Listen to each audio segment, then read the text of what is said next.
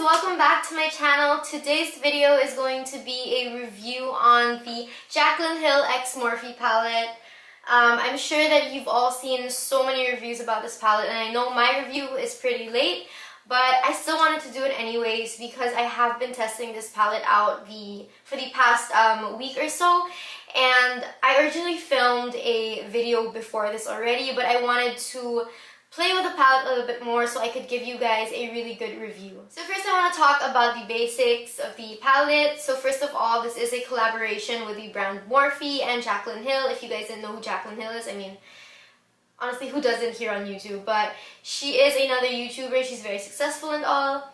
And she has been working on this palette for 2 years, according to her. And for the price, it does retail for $38, which if you know Morphe and if you know their products, you would know that their products are known as very affordable, especially their palettes. I have their Morphe 35F and the other palettes as well, the ones that come in a 35 shade range. They're all around $23 to be exact. And again, this one is $38, which is pretty expensive for a Morphe palette. But they did explain, Jaclyn did explain that they use new machinery and new pigments and all that stuff, which I personally don't think is an excuse, especially the machinery part, because I saw this video on this same topic, but machinery isn't really supposed to be shouldered by, you know, the product and how much you pay for a product. It's supposed to be shouldered by the company itself, in my opinion. I'm not really sure how that works. Obviously, I don't have a makeup brand, but that's just my personal opinion about that. I also think that for the price, they should have included a mirror inside, which they didn't. They just have this message from Jaclyn, which is also really cute. Honestly, it's a nice message to her subscribers. It says, "This palette is dedicated to all my loving subscribers," and then it has Jaclyn Hill's signature right there.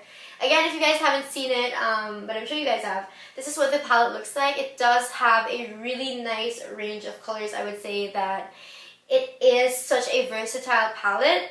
So yeah, again, when it comes to makeup products and reviewing them, it really does depend on personal preference, because you could like names there, or you could prefer that you don't have names. It really depends. Okay, so I do want to mention that just because a makeup product works for someone, or if it works for me, for example, doesn't mean that it's going to work for you the same way. And it also doesn't mean that if I don't like a product that you won't like it, because you have the skin type, the complexion, the personal preference, again, that all come into place. They're all factors as to why someone would like or dislike a product. So I really don't recommend just watching one review, because again, that person can have a different preference than you would have. Okay, so now I'm gonna get into the pros and cons of this palette. I'm gonna start off with the pros. I do want to say that I really love the colors.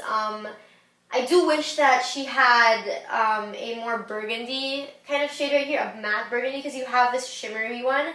Honestly, I don't need any more. I have some already. I even have a single one from Makeup Geek and all, and I really like those. But I don't know, I just think that a burgundy is essential to a palette. But that's just my personal comment about that, my personal opinion. But again, I love the warm tones. Jaclyn Hill is a warm tone lover, and so am I. I also love that she put some cool tones and really dark colors right here. I love that she put a black. Okay, so I do want to talk about the actual formula in the palette. I do have to say that it is very blendable. It's very pigmented. It's easy to work with, and it's not patchy. There are some shades that you do have to build up, that you do have to kind of add to and again build up so that it doesn't look patchy. I'm gonna get into that a little bit more later when I talk about the cons. I did try this palette out for around a week. I really played with it and all, and at first I wasn't so sure because it felt like it wasn't blending the way I wanted it to. But for some reason, the more I used it, the more I liked it. And I'm not just saying that, I really wanted to give an honest review, and that's my honest opinion. I really love how they blend. Again, some shades aren't that pigmented when you first put them in your crease or when you first put them on your lid. For example, Creamsicle right here, this mustard yellow, and Jada right here, this like Tiffany blue kind of thing. They do need building up, which honestly, I don't really mind. It's not that big of a deal. Jada is what I have in my crease right now. And it still works really well because sometimes you don't want an eyeshadow to be very pigmented right away. So it isn't a con. Again, it depends on what you like personally. And I also really love this shade right here, Creamsicle. It's a mustard yellow. This one right here called Hunts. It's such an intense orange. I've been looking for this kind of orange for so long. I also really love this one right here. This is called Meeks.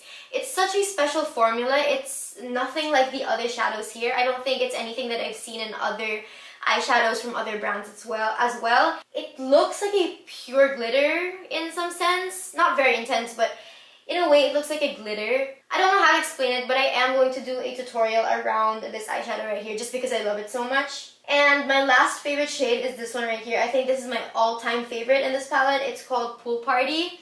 It's just such a vibrant, like a pool party in an eyeshadow. I really love this shade. When it comes to the kickback or the fallout in this palette, you do get some, I'm not gonna lie. Some fallout gets on my under eyes right here when I'm blending eyeshadow, but it's not too much of a big deal. I can always just sweep it off with a powder brush or use some powder under and swipe it off. But yeah, I just want to tell you guys that it is kind of powdery, but it's nothing too big. Honestly, it's very minimal. I also want to state that I haven't tried every single shade in this palette. I think I tried a little more than half, I'm not so sure.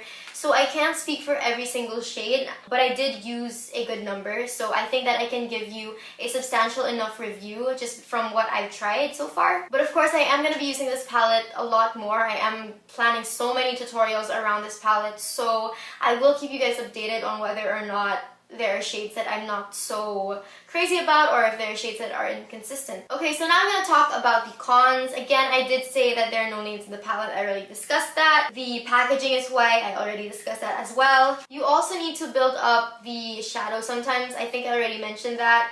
Another shade other than Creamsicle and Jada right here that you have to build up is this shade right here called Diva. It's like a dark khaki green. It's so beautiful. But again, you have to build it up. It tends to look a little bit patchy, especially Diva, since it is a dark color. But honestly, when you blend it out, when you build it up, it looks really nice. As well as Jada, it does kind of look a little bit patchy.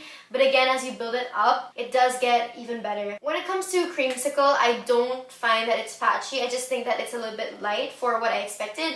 But again, you can always build it up. And when you do, it's really stunning. Okay, so now I want to talk about my least favorite shade here. And it's the shade called Twerk. And for some reason, I think that I got a bad shade. I didn't get a bad palette. I love the palette. But this shade right here, just this one, it's so incredibly sheer.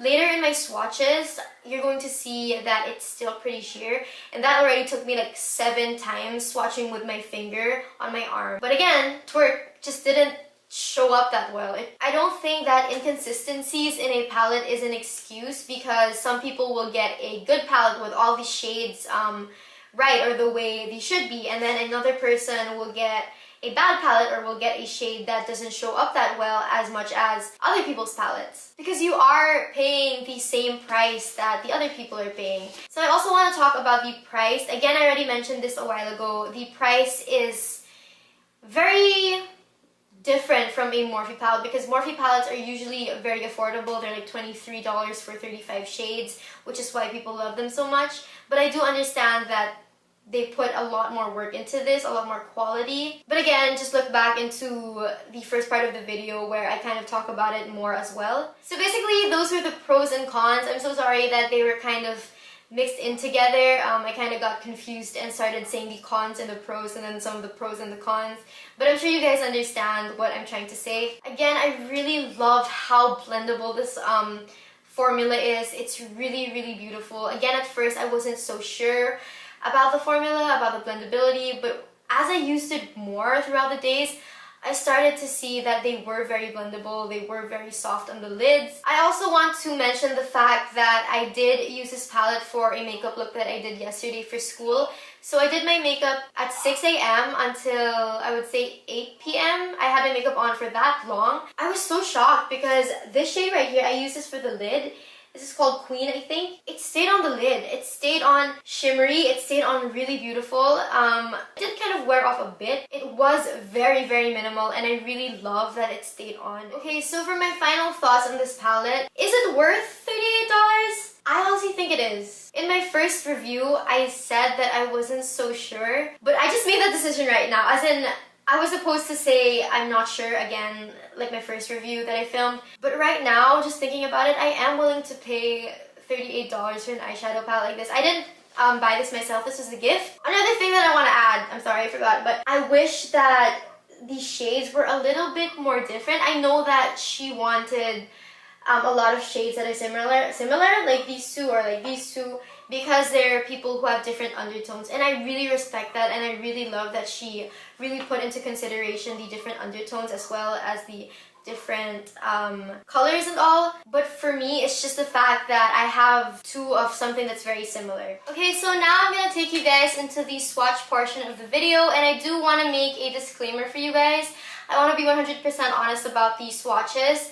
I did make sure that they were very pigmented, so I didn't just go in with one swipe of my finger. I did use my finger, not a brush. As you guys know, they will turn out differently during swatching. So yeah, I had to dip into most shadows like at least 2 times.